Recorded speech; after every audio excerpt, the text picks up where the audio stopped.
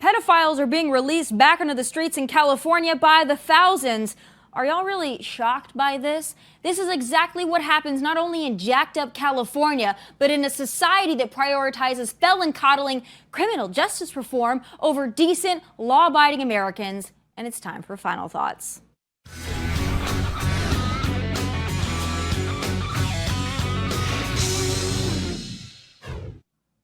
Thousands of sex offenders and pedophiles, minor attracted persons, are being released in California after spending less than a year behind bars. In fact, a little search of California's Megan Law database and you'll see it's more than 7,000 sex offenders convicted of lewd or lascivious acts with a child under 14 years of age. But wait, there's more. The report found that predators convicted of continuous sexual abuse of a child spent less than a year in prison, as well as 3 cases of convicts who kidnapped kids under 14 with intent to commit lewd or lascivious acts, and nearly 40 cases of sodomy with a child under 16.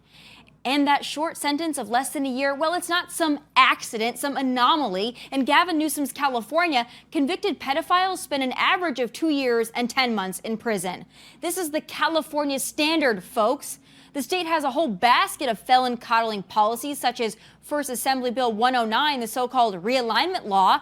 The idea was to ease prison overcrowding by redefining some 70 crimes as less serious or non-violent. Then there's Proposition 47, approved in 2014, which converted a series of crimes from felonies to misdemeanors. And in 2017, the legislature passed Senate Bill 180, which limited the ability of law enforcement to send chronic drug abusers back to prison. And to top it off, Governor Greasy Gavin Newsom put a moratorium on the death penalty.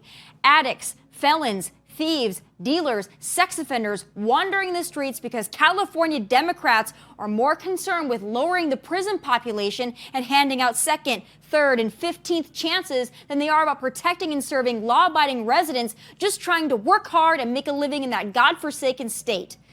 Second chances, redemption, and rehabilitation, my ass. If you're an adult who touches, fondles, and abuses anyone, let alone a child, you are a sicko, irredeemable, and unreachable. Maybe God Almighty will forgive you at the gates of heaven, but while you're here on earth, your perverted behind should rot behind the gates of prison. And what really burns me is how erratic liberals still are about January 6th and protecting democracy. Meanwhile, they're letting sex offenders roam the streets to prey on adults and children alike, and that's reform?